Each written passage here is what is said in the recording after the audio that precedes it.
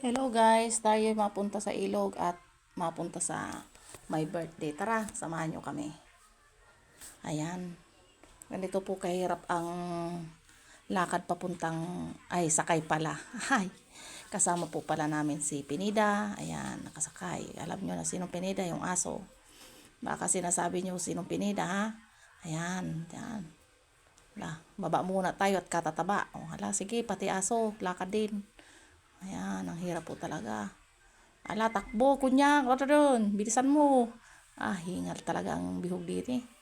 Ganito po ang daan papuntang ilog, pero sulit naman. Ayan. Si Pinida, hindi ko na kinarga, ang bigat. Habol na laang siya. Sige. Ayan, ganito po ang daan. Ayan. Pagtamad po kayo maglakad, magmotor kayo at makakarating po kayo sa ilog ng Bayabas na tinatawag. At makiki-join tayo sa my birthday. Birthday si Munay, ang aming babing ng aking kaibigan. Ayan, ang bilis ni Pinida. Sige. Iyak nang iyak yan at gusto sumakay. Malapit lang naman na ang ilog, kaya pinabayaan na namin Ito na ang ilog ng Bayabas. Ito, nakarating na kami. Ayan. Ayan ang ilog ng Bayabas. Libre lang po din eh. Kung kayo gusto mag-birthday dito sa Kasispala, ayan ang ilog. Sige. Mga marites, nagkarain na, mga gutom na galing. Ayan, karating namin yan sa ilog. Ayun, ang may birthday. Sige. Tawanan. Sarap ng talaga sa probinsya. Busog na. Libre pa. Ayan. Mga marito, si ang sarap daw ng ti baby. Ayan, ang may birthday. Happy birthday, baby. Ayan. Happy birthday lang tayo. Ayan. Dito po, hugas na rin ang plato. Sa ilog na rin. Sige, kain. Buhugas tayo ng plato.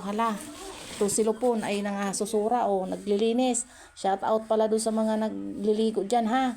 Kunting linis-linis naman po kayo ng bago kayo umalis. Ayan si Lupon. Yan, nagkakanta na kami ng birthday.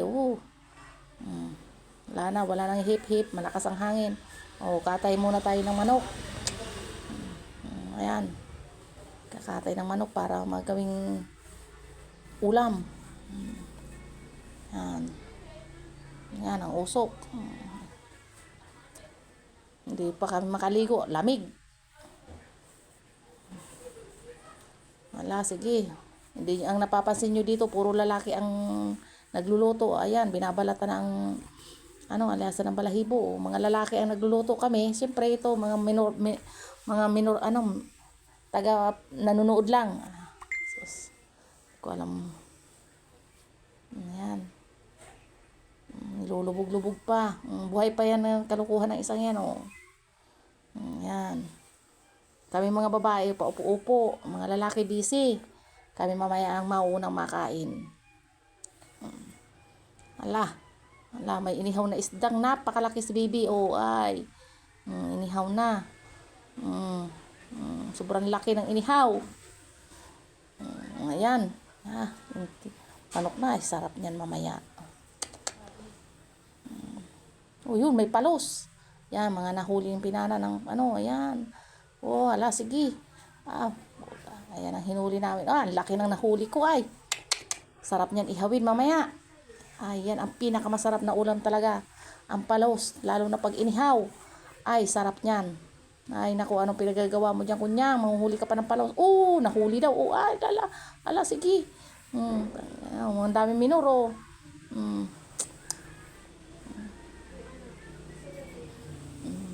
Mga nagliliguan ng mga bata, yung mga gurang, hindi. Yan si Pinida, nahagis na sa ilog.